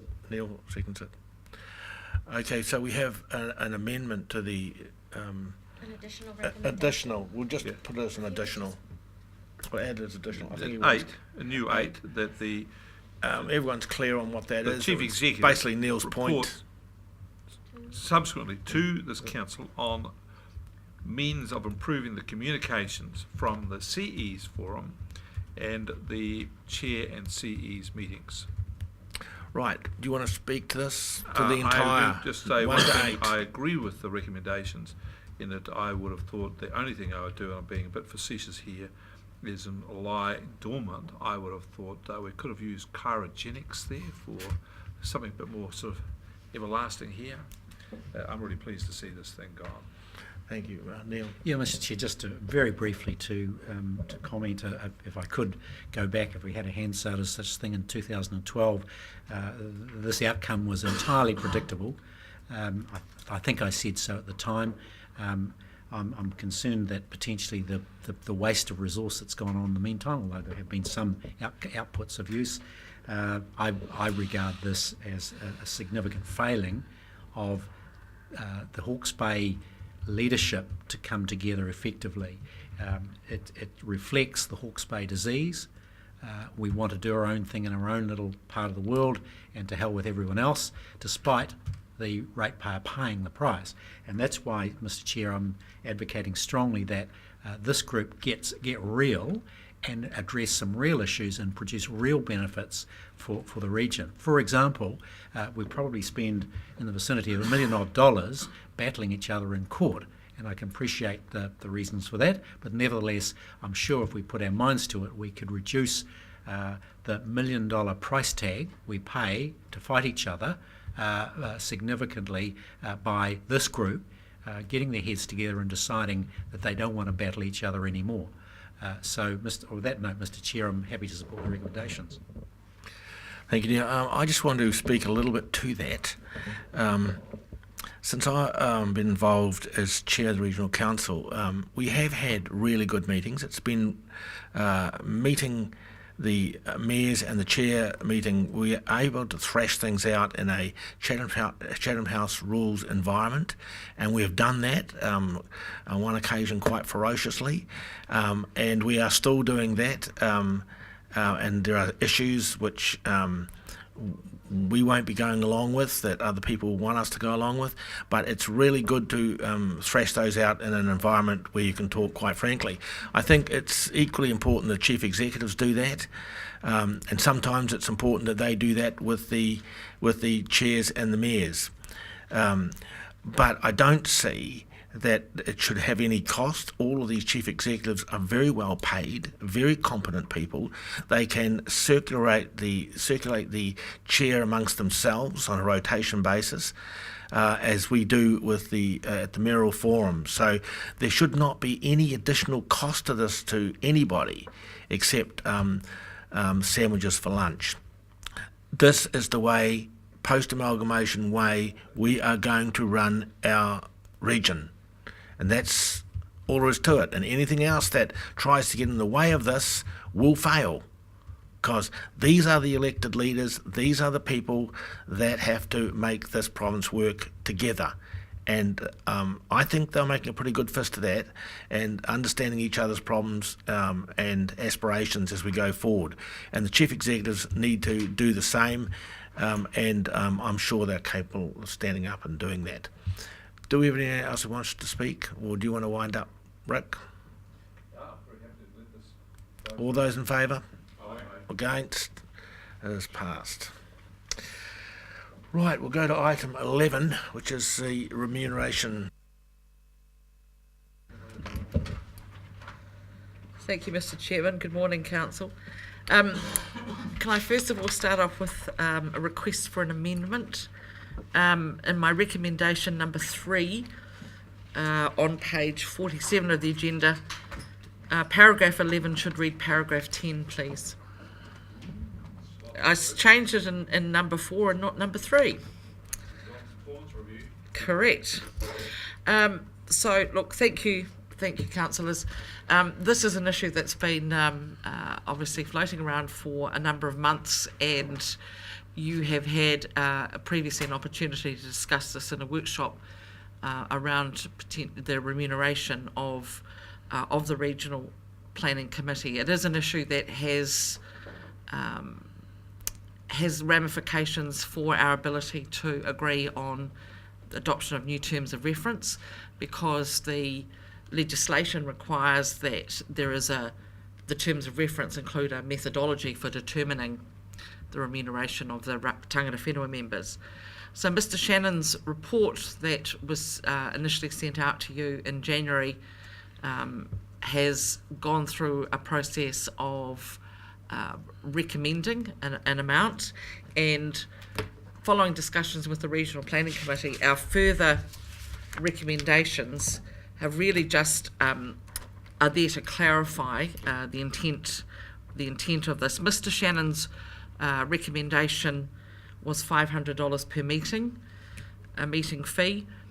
The Chairman Graham met with the Chair and Co-Chair of the Regional Planning Committee and discussed the option of paying a per annum rate for the attendance, and the proposal is now set out in paragraph 10. So I'll just quickly go through each of the key points of that. That there's a payment of $12,000 per annum per tangata whenua member. So this then covers If you were to stick with the $500 a day, you would be looking at around about $8,000 for attendance at a hui on the Tuesday and attendance at the committee meeting on the Wednesday. So the additional funds is in recognition of the need for preparatory work for and required follow-up meetings with appointers, as well as attending both the hui and the formal planning committee meeting. In addition to that, there would be additional remuneration for the deputy co-chair, which would be an additional $6,000, and for the co-chair of the regional planning committee, an additional $12,000. And that's again in recognition of the additional workload that they carry, chairing the meeting with staff to discuss the agenda, and a number of other interactions that we expect that they will have with their fellow tangata whenua members. 10.4 is really trying to nail down, if you like, what the legislation requires, which is a methodology for determining the salary for the tangata whenua members. Mr. Shannon's report allied it to the salary of a senior policy advisor in the state sector, and that's how he determined his $500 a day. So we would be looking at using that as a baseline for any future discussions or negotiations or movement in that salary. And finally, that salary offer is independent of any other disbursements that we would pay, such as travel and accommodation as well. One of the other questions that was raised by the tangata whenua members was some of them have been appointed to the standing committees here of council, and they would be, so the salary, the payments for the attendance of those meetings would be in addition to the salary, but it would be paid at the rate or revised rate that they've been offered, which is effectively the $500 a day. And then finally, the independent advice that's currently provided by two gentlemen will continue to be reimbursed separately by us, so that's not part of the salary package either. So look, I'm happy to take questions. Start with. So just and then back to you. Just on the point that you last made, Liz. So I've got a meeting of the hearings committee this afternoon. It's probably going to last half an hour or an hour at the most, I'm guessing. So the two appointees to that will get paid $500 for that meeting?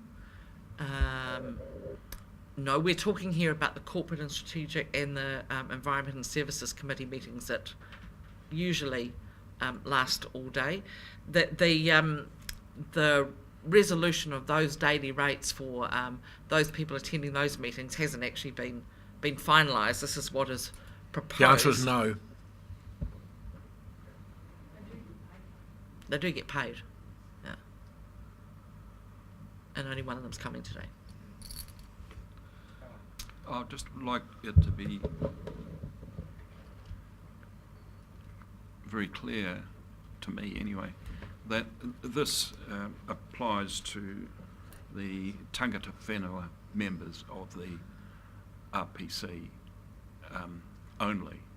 Correct. There'll be a separate paper around payment to Māori committee members that will go to council at the end of in April. Okay, but elected members of this council do not get that additional remuneration.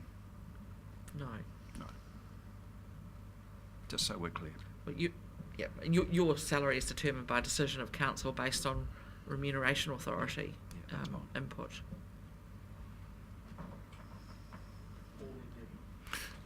Thank you, Chair. Liz, point 13, paragraph 13, you've got it, we've provided in the draft long-term plan for the level of remuneration. So I take it that's obviously the total, including all the travel costs and everything else. Does that part in the long-term plan also include the costs of the Māori committee as well, or is that? Yes, it does. Yeah. So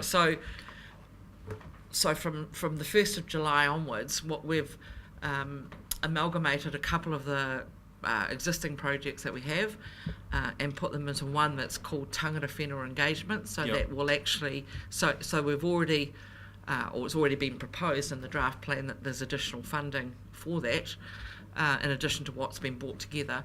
And then also that would cover expenditure for both Regional Planning Committee and Māori Committee. So that's quite easy to identify. Yeah, so it would be fair to say we've been much more transparent about Yes. what the costs of Yes. managing those committees are, or running those committees are. Yes. Thank you. Two things. So we're consulting in our long-term plan on a significant increase in this budget space. So if we approve this today, well, that makes our consultation meaningless, doesn't it? What's been consulted on in the draft long-term plan is an additional $380,000, I think, for tangata whenua engagement. The quantum of this could exist within the current budget if you chose not to approve the financial increase. Obviously, other activities may well have to go by the board, but there is the ability to be able to pay for this under the current budget.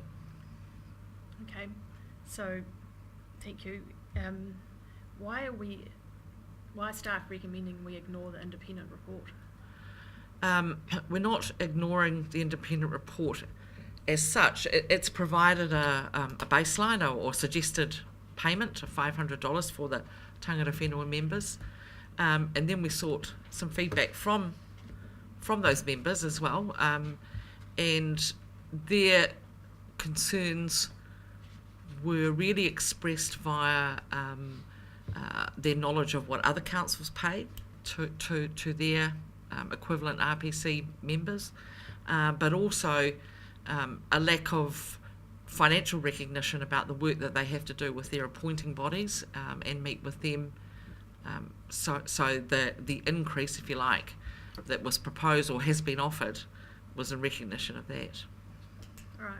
Mr Chairman, supplementary to that. So, look, what I recognise is this paper doesn't include all of the complete documents that were provided when it was previously presented at the RPC last week, which included both Mr Shannon's first report and the second report. And what the second report identified are the matters that Mrs Lambert refers to in terms of the work over and above meetings. And actually, my recollection is his final recommendation was a total of $11,000 per RPC member, based on his estimate of the number of meetings held.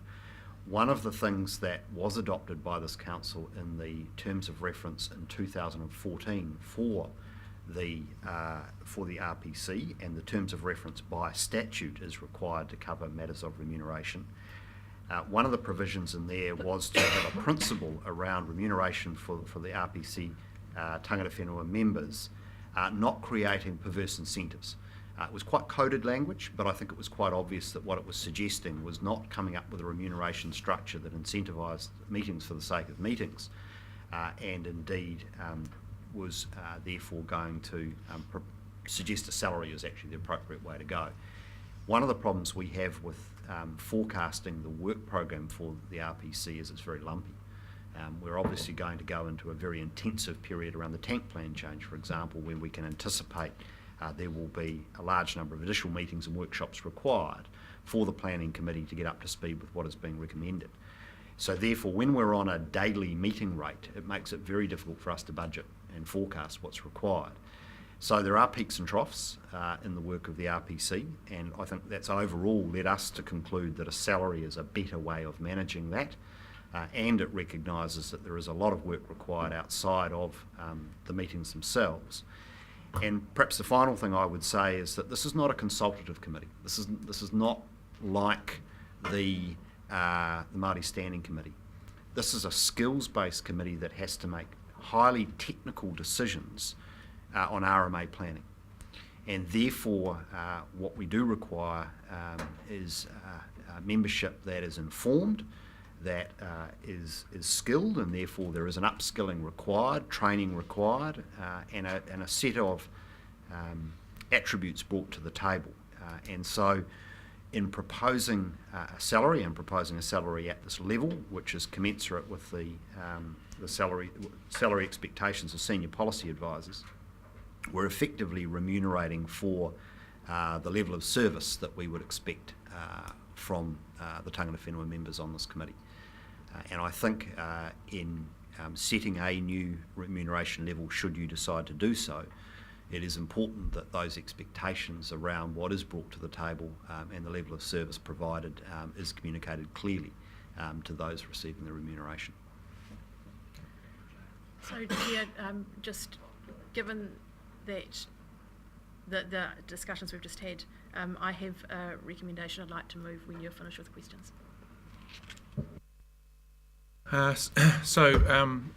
One of the notes in 10 is that the HPRC will continue to make payments for reimbursement for travel, etc. But it's silent on the independent advisors to the tangata whenua members of the RPC. And I'm just wondering whether there's been a review of what they currently receive and who carries out that task, because it's certainly my view that the advisory to tangata whenua members should sit within this organisation, so that this organisation is gaining further skills and knowledge rather than it being dispersed to the outside. Councillor, I've got strong sympathy with that, and that would be our first best advice. In fact, that's our preference, is that we build the capability in-house. Unfortunately, at this point in time, there is a trust and confidence issue among regional tangata whenua with this institution, and therefore they believe they need an independent line of advice to peer review the advice from staff. I would like to think we get to a point where that's no longer required, and that all members of the Regional Planning Committee see the staff of the Regional Council as serving them.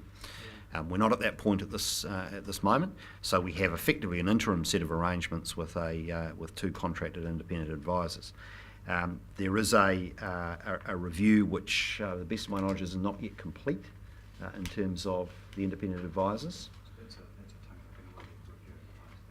Right, so they have a review in motion on this, but it is the subject of ongoing discussion with the tangata whenua representatives. Indeed, we discussed it with the co-chair of the Regional Planning Committee just yesterday. So it's a live issue, and we're treating it as a separate issue to the remuneration question. No other questions? The legislation requires that we provide this compensation to members of the RPC. Does it require this sort of financial support to external advisory assistance? Look, I don't have the Act in front of me, Councillor, but there is general wording around supporting their proper participation in the process, and certainly in the view of the tangata whenua representatives, that includes provision of advice. And certainly from a staff perspective, we take the view that they need to come to the table adequately prepared to engage in the decision making that's required of them, and go back to the previous response to Councillor Bevan. We would like to think we could get to a point where staff advice is adequate in that regard. So at the moment we're in a pragmatic situation where we are providing them with what they believe is necessary, and that is a live conversation. You've got an additional amendment? Thank you, Chair. I'd like to move recommendations 1, 2, and with recommendation 3, I'll have it read the first part. Agrees that for the purposes of the review of the terms of reference for the Regional Planning Committee, that, and this is where my amendment kicks in, as per the independent Shannon report recommendations, Council approves $500 per meeting per day for members, plus $500 per tangata whenua hui per day prior to the formal RPC. Council also acknowledges the need for additional remuneration to the co-chair in recognition of the additional responsibilities. I'm anticipating that's prorated, but I need the figure in the report. And then for number 4, I'm happy with that. I'd change the review from 6 months to 12 months. And then with an additional one, and Ellen, can you read that out for me? And a new 5. That the remuneration adjustment be subject to agreement to expectations of commitment to effective contribution by RPC members. We have a mover. Do we have a seconder? Yeah, I'm second. Sorry, I never heard that last motion. Yeah, number 5. Wording is maybe a bit clumsy, but the intent is to ensure that there is an understanding of the expectation placed upon RPC members, including elected members, in return for remuneration. I've said that the remuneration adjustment be subject to agreement to expectations of commitment to effective contribution by RPC members.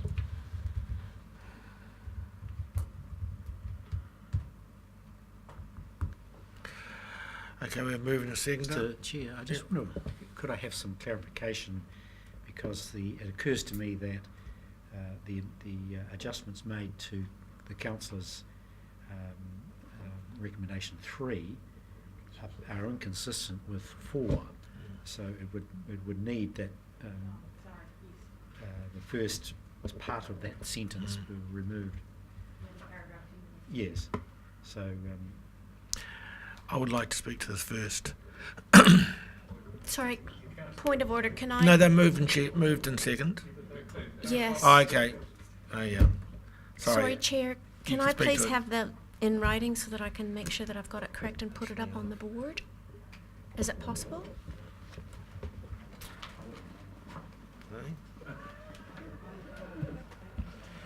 Waste of fucking time.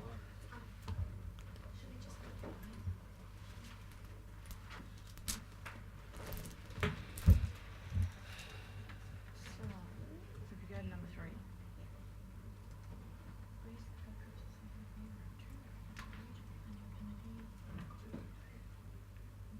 Is per the independent Shannon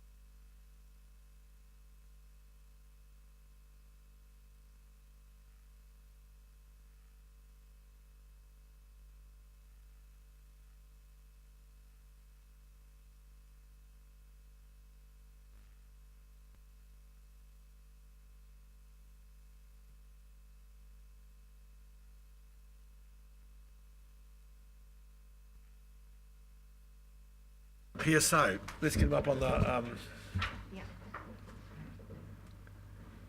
so everyone can just see what has been moved and seconded. Yeah, I think we'll start with speeches. Debbie, the floor is yours. Thank you, Chair. This has been a very long journey since my involvement in the Regional Planning Committee. I have been well aware that the payment structure has been contested at most meetings. So I think it's a good thing that we are attempting to resolve this today. It's a pity that the RPC members didn't take the opportunity to be doing it within that committee last week. One of the agreements that came through within the process was that an independent person was appointed to come up with a solution, and the co-chair of the Regional Planning Committee was part of that independent appointment. So I think we've got what we've got. We've got an independent recommendation, and I'm happy to live with it. The reason I am sticking with the daily rate is because my observation in the 4 years I've been a member of the RPC, 4.5 years, has been very irregular attendance. So I think a daily rate is quite fair, and while I acknowledge your challenges in budgeting, well, you'll budget the top, James, and then you may well recoup quite a portion of that. So that's pretty easily fixed. I also think if you are on a daily rate, it just disperses with comparisons between, you know, if you take what's in this report here, a recommendation where a co-chair who co-chairs 6 meetings a year, a meeting every 6 weeks, is getting half the salary of an elected regional councillor effectively, and I just don't think the two are comparable. So a daily rate just sits nice and neat, and the reason I changed it to 6 months is because I think it'd be quite nice to get this off the table and focus on the real work at hand for quite some time, because months tick over pretty quickly around this council. So often with these things, least said, easiest mended, but that's my recommendation, and that's all I have to say. Thank you. The only thing I'd add, Mr. Chair, is that item 6, that all members of the RPC, elected members and appointed tangata whenua members, need a job description and need to know what the expectation is from their participation.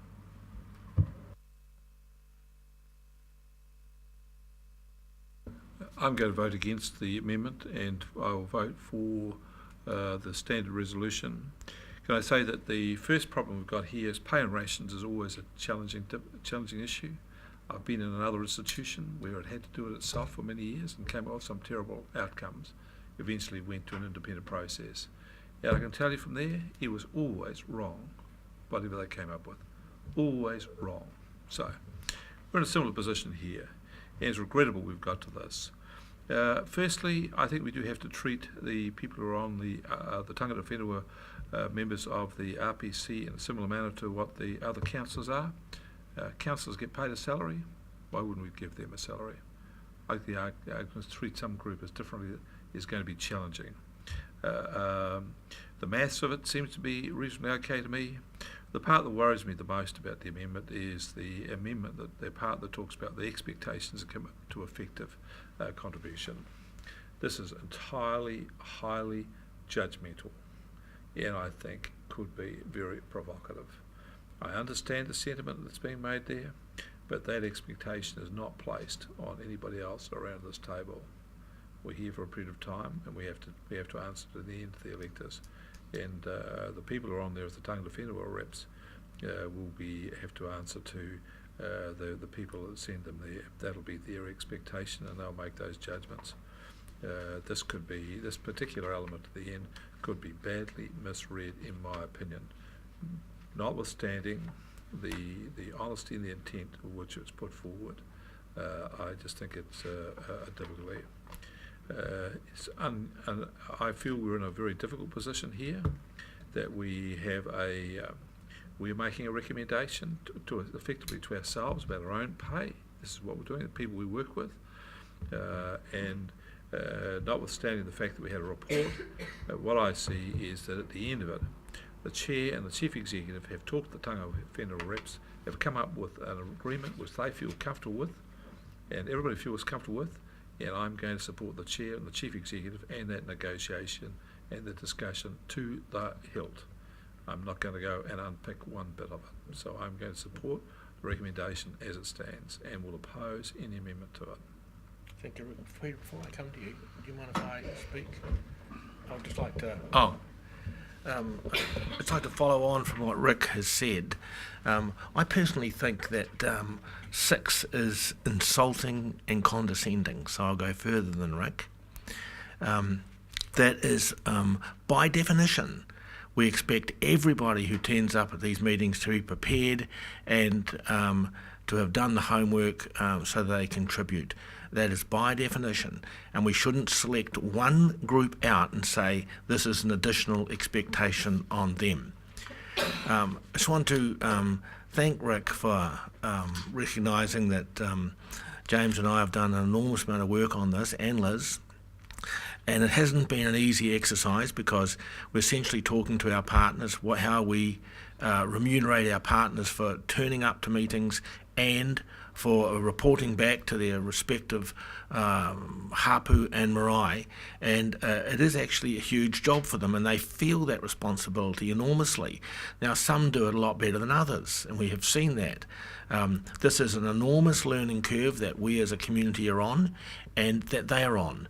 And we have the report. I thought the report wasn't that startling. Subsequently, we had discussions with them, and there has been lots of ideas. There was Rick's original idea of bulk funding. There was we've worked through a lot of different concepts with them, and this is one which we believe they will accept, and it's very acceptable, and it's within our budget. So. I'm with Rick on this. I think the original recommendation is a good one, and I think this is not a good one. Peter, and then we'll come back to you. Yeah, thank you, Chair.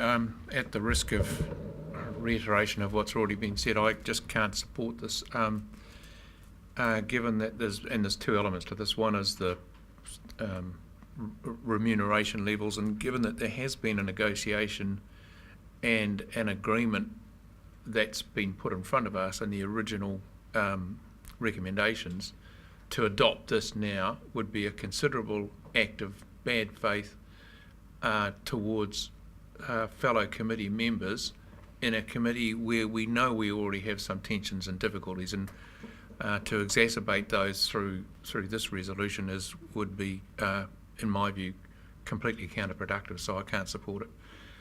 In relation to 6, the expectations, again, I understand the intent that this is being introduced, but I can't see how you can fulfil that without totally personal judgment.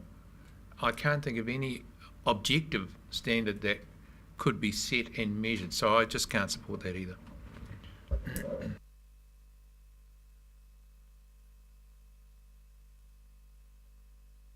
Thank you. Point of order, Mr. Chairman. You've had 3 speakers against the motion in succession. Standing orders provide that you should then call for anyone with a contrary view rather than simply repeating the process.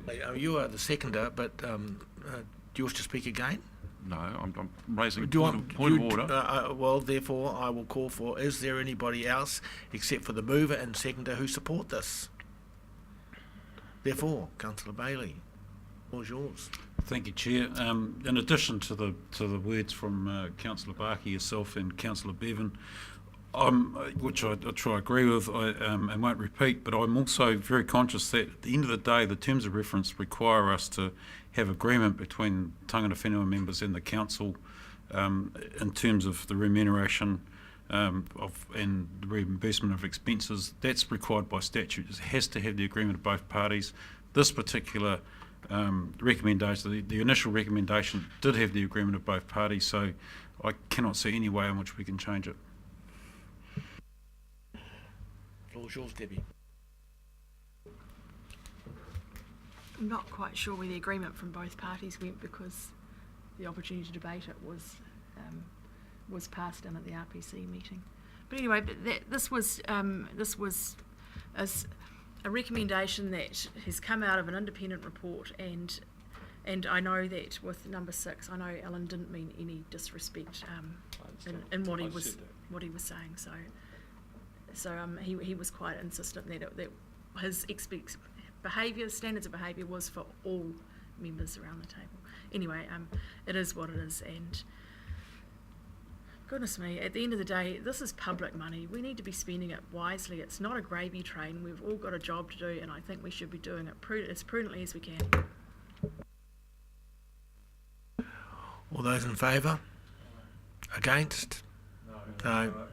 Motion is lost. You wish to register your vote? No. Mr. Chair, I move recommendations 1 to 4. I think that's what we make. Yep. As they stand in favour. Change of the number. Well, the change of the number. As amended, so Yeah. paragraph 10, 11 becomes 10. Oh, this is confession. Okay, do you wish to speak? No, it's all. Wish to speak? Anyone else wish to speak? I'll move. So we're moving the original recommendations. All those in favour? Aye. Against? Motion is carried. Thank you. We'll stop for lunch. Thank you very much.